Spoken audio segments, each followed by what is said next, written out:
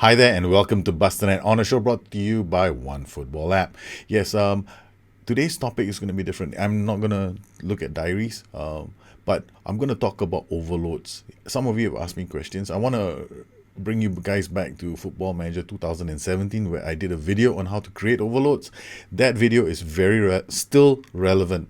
And what I'm going to do here is explain overloads again. If you want to go into a bit more you want to go in depth, then check out the other video. The term overloads became really popular after Pep Guardiola's management of Barcelona by Munich. If you've read the book Pep Confidential, he explains what he means by that term.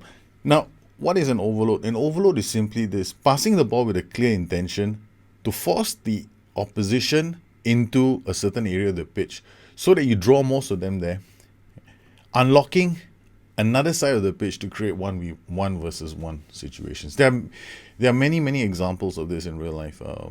If you look at Barcelona versus Bayern Munich versus Borussia Dortmund, some of the games that they played when Pep Guardiola was managing the team. If you watch some of my videos, you'll see a lot of overloads. I've been creating overloads since 03-04. Scramjet was simply a way to create an overload. I moved an entire team to the right before I scored on the left.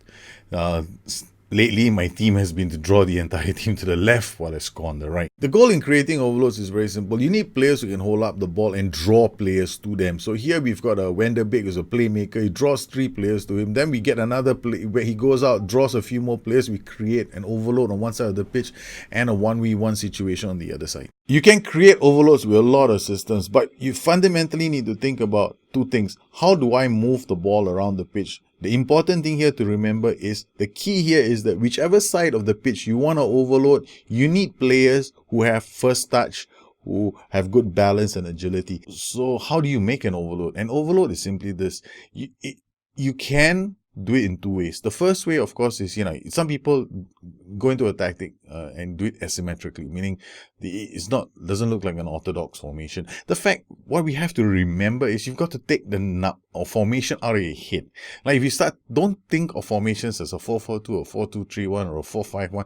You've got to stop that. You've got to think of your formation as with and without ball. You've got to think of your formation in its transition points.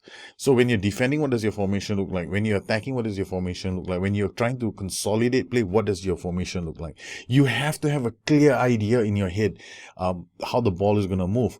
Now, the game is pretty simple in the sense that it's quite easy for us to see all this because we can pause the game, we can take screenshots. The attributes give us a clear indication of what a player can or can't do. So if you look at the roles and duties, they will explain to you the inclination of a player. If you have an attack duty, chances are he's going to bomb forward. If he has a support duty, he's going to hold a certain area. If he's got defense duty, he's going to hold back. Depending on the role, then you've got the defensive fullback and then you've got the complete wing back. Defensive fullback, chances are he's not going to bomb forward. The complete wing back on attack, you can forget about him ever defending. So you got to know what your roles do. Then you got to start thinking of how your team looks like in transitions. So if you're here to get a quick, okay, I'm going to create overload here. He's going to give me the tips and tricks to create an overload. I'm going to go out there and create an overload. Without understanding what roles and duties do, then you're going to be in a lot of trouble. I've done a video explaining what roles, to look at roles and duties. So that too, if you're not clear, please go and check that video out. So what I'm going to do now is I'm going to explain in really simple terms, right? So forgive me if I don't get it right. If you have any questions, please ask me again and I will do my best to do another video to clarify that. Okay, here we have a tactic. Does it have any overloads? Now, when you create a tactic, and this is quite common, I find this on the forum threads, SI forums, a lot of it on the SI forums. Now, people make very nice balanced tactics. You got wing back on support, and then they've got everything looking very nice and balanced. I've seen ball-winning midfielder, and a playmaker, maybe a shadow striker here. It doesn't create any overloads. You might, to some extent, on the left side of the flank, but an overload is a conscious decision on your part to think about creating a situation where the AI has to be drawn into defending that area. So at this moment, the only area that seems to be clear in this is the center of the park. And So the overloads are just going to be created down the center. So this is one of the reasons why the 4-3-1-2 is challenging to play, and it requires you to unleash one of the wing backs. When I talk about locking down a flank, what I mean is you turn one of your players into a more defensive player and basically tell him, don't go forward. So if I want to lock down this flank, then I would be saying defensive fullback here, okay, lock you down, you don't move, ball winning midfielder will cover for him, and then this guy can go down the flank. But how do I create an overload here? Easiest way is to find roles in the game that demand good first touch, balance. You know that the players will hold up the ball and they will try and pass the ball between themselves. Now, what I've done here is I've created an overload over here. So with this wing back, the wing back is going to be higher, supporting the Mezzala. The Mezzala is a player with flair. Now, if you look at the description of the Mezzala, he's like a half winger and an inside forward. More importantly, this is a player that's going to go into the half spaces. Controlling the half spaces is the key here with overloads. I actually draw diagrams explaining what a half space is in the original overload video. So if you're not sure, please go check that one out. And here in this video, Mezzala does pretty well in controlling the half space. Then we've got an attacking playmaker and support. Does this mean that they're very close together? The point about overloads is this: your players are going to be close together. Some people get very concerned. My players are too close. He's like 5 meters away. Overloads are created simply by having your players in such close proximity that you pass the ball around very quickly, and it's very hard for the AI to get the ball. So here we have a Mezzala, we have an advanced playmaker, we have a DLF on support, and we also have a wingback on support. So we've got this phenomenal group of players here, all dropping around, giving each other support. So the Mezzala is here to support, the wingback is here to support. They will be able to recycle possession. What does this do? This draws the opposition to this side of the pitch. By doing so, you free up the right flank. Now I'm using a poacher here because this is where you need to understand your roles and duties very, very well. The poacher is one of the most effective roles in the game when it comes to simplicity. He will not he will not break in past a defensive line if there's no better option. If he gets the ball and he's the furthest forward, sometimes what he'll do is to run wide with the ball, drawing players to him and becoming an avenue for the cross. That's the reason why I love the poacher. The poacher is a simple role. Now, what we've done here is we've gone here and we've forced the AI into playing in this area of the pitch. This will unlock the poacher. Now, this is not an ideal overload because we've only got one player here. A better overload would be if I could release the wing back here, put him on attack, or play him on support. Now, this is a pretty risky move, but if I was playing against the side and I really wanted to score and I had confidence in my own team, probably I would. But naturally, the flanks become a concern. Now we've got a wing back on support. We've got a wing back on support. This guy is going to bomb forward. The ball winning midfielder will try and break play down here. The wing back on support will be an avenue for the wide for deliveries out wide. Now the attacking playmaker can look for him, the Mezzala can look for him, the DLP can look for him. So the moment we draw the opposition to this side of the pitch, the Mezzala has a passing option, the DLP has a passing option, the attacking playmaker has a passing option. All three of them have one passing option, either the poacher or the player out wide. The whole goal here when you're creating an overload is to draw a team to one side of the pitch. And to do that, you will need certain attributes. You need your players to be fast. You need your players to be very fit because they're going to be expected to get up and down quite a fair bit. Your players will need to have for all these players who are doing the job of overloading that side of the pitch, these players need to have good first touch, balance. They need to have the ability to hold on to the ball and move the ball around. They need composure. That's going to be important. Have you ever tried playing piggyback? When you do in football training, right, we put players in a circle and then we got two guys in the middle and then the 7 of us, and our job is very simple. We have to pass the ball around. We're supposed to get like 20 to 30 touches. The guys in the middle are not supposed to be able to touch the ball. So whoever screws up, we have to do it all over again. But that's piggyback. That's fundamental in trying to create overloads. You need your players to be able to pass the ball effectively. And this brings up another question that I've had, which is, some people come up to me and say, it's not possible to do this with lower league sides. Yeah, to a certain extent, you have that challenge, because lower league sides, the problem here is first touch. The problem here is the ability to control the ball, balance. You're going to find it very hard to find players like that. But then everything is relative to the rest of the league. So which is one of the reasons why at the end of every season, I might get promoted. Then the following season, I go into a panic attack. Because I can't, my players normally get, they get hammered. I mean, seriously, my first 2 games of my third season with Kingstonian saw 2 straight defeats, and I literally saw my team just go roll over and die because they couldn't even get the ball. Yeah, it's possible, but the thing is, they are relative. So once you get some decent players in, you will be able to do that. And this is the important part. These players, the Mazzala here, the attacking playmaker, and to a certain extent, even the wingback. The wingback needs a lot of acceleration because he's up there supporting them. Here on this side of the pitch, what would I do if I was trying to overload? I definitely will play this guy as a defensive centre-back. There is no way on God's green earth he's going to play short passing. Why? If they do lose the ball, I get vulnerable down this flank. That's the other thing about overloads. Whenever you create overloads, you are going to be vulnerable in some area of the pitch. So the more players you have trying to control a zone, the fewer players you have protecting your own flanks, especially when you're looking at players like an inverted wingback. So if you were to, for example, go in and say, okay, I want to use the 4-3-1-2, you have to remember the 4-3-1-2 is an extremely challenging system to use, but it's very rewarding. I find that probably the 4-3-1-2 has traditionally for me been the best tactic in football. It's one of the best going forward because it fulfills the criteria for having lots of diamonds.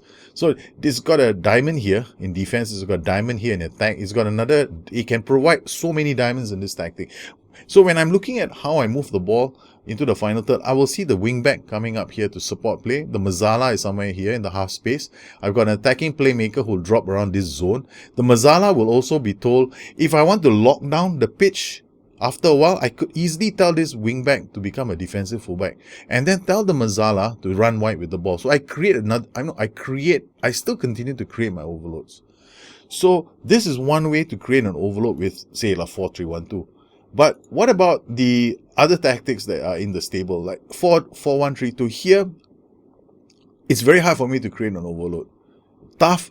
But what I've done is I've tried to create an overload on the right hand side of the pitch. Now here I've got DLP on support. Now he's going to try and look for passes to the DLF on support. So wherever I have a DLF on support in a 2-man strike combination, I'm trying to create an overload. The DLF will drop here. The AP is going to charge up here. I got a ball winning midfielder on support trying to break down play here, and I got a wingback on support coming up to support these guys. So I basically created some kind of congestion here so that we can keep the ball.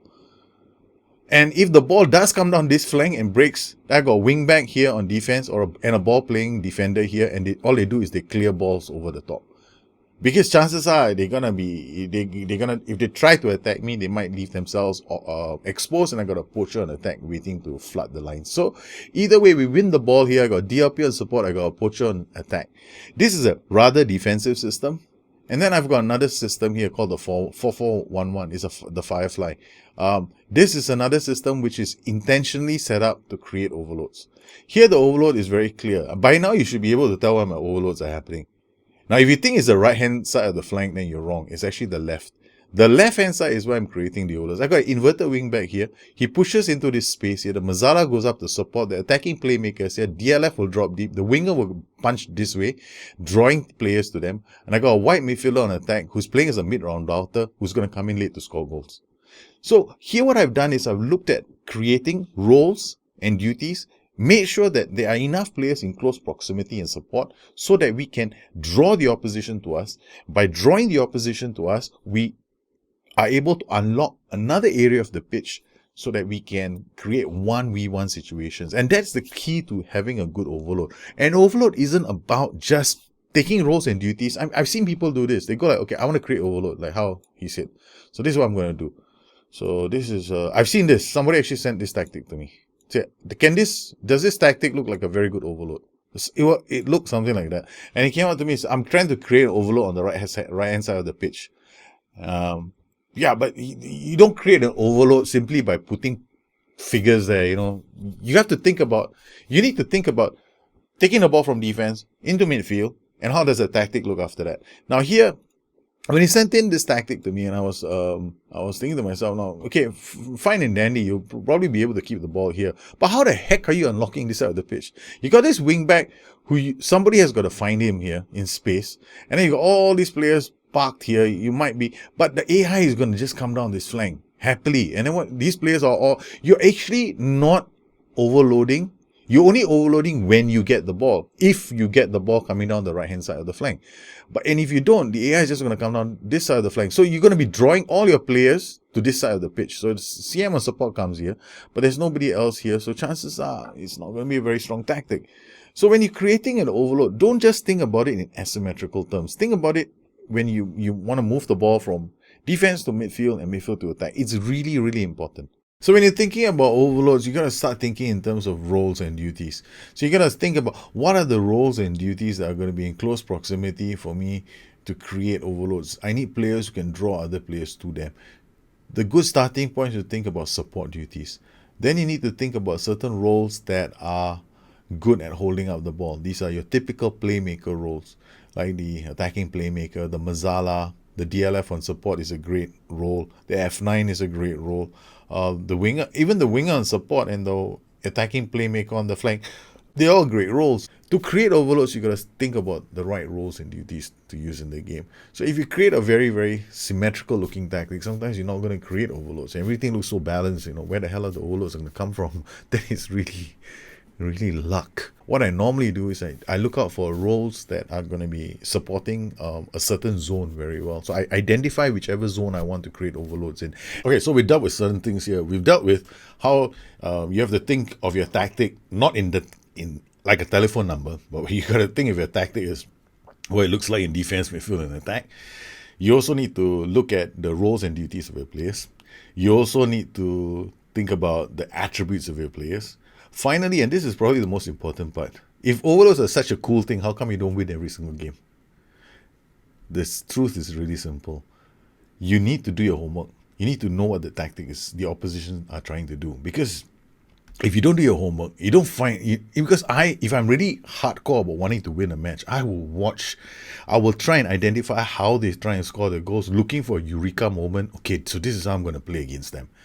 And when I prepare like this, then I know exactly where my overloads are supposed to happen, so that I can draw certain areas or identify weak areas to the pitch. Maybe their fullback on that side of the flank isn't as good, so this is an area I might exploit. So these are things that you have to do. You have to do your homework. And I also have to observe what's happening in the game. If I'm trying to create an overload on the left flank like I am over here, if the AI puts in a ball-winning midfielder here, I am in deep trouble. Because the ball-winning midfielder is going to disrupt the work of my Mazzala, my DLF, and my attacking playmaker and support. And if they win the ball here, I might have a problem because I am using an inverted wing back to flood this entire left-hand side of the pitch. So you got to do your homework. It is easy to create overloads. It's not hard. But the key here is for you to pay attention to what's happening in the game, because the AI will change the way it plays against you. Well, I hope you found this video useful. If you did, please like and subscribe to the show. Let me know what you thought about the video. And if you have any questions, please drop me a note on Twitter at Bustthenet or addicted2fm.com, my website. Once again, I'd like to thank all my patrons for the continued support of this channel. You make these kind of shows possible for the rest of the community. You guys take care. Have a good one, and I'll see you again soon. Bye-bye.